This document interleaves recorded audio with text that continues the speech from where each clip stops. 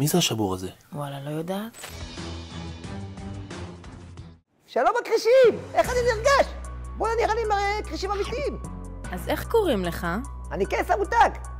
טוב, אדון מותג. מה הבאת לנו היום? מי זה השבור הזה? וואלה, לא יודעת. טוב, זה מכונת ויש, והולכת לשנות להמון נשים וגברים את החיים.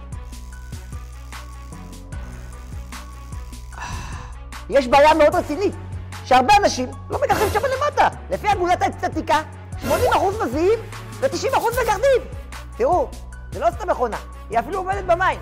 הנה, אני מפעיל אותה. ירוק. הנה היא עובדת. ויש, ויש. יש לך פטנט רשום על זה?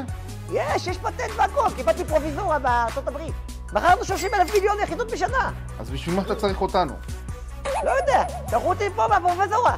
קובי, בשביל אנשים כמוך נוצר הפורמט הזה. אבל אני פחות מתחברת לתחום. אני בחוץ.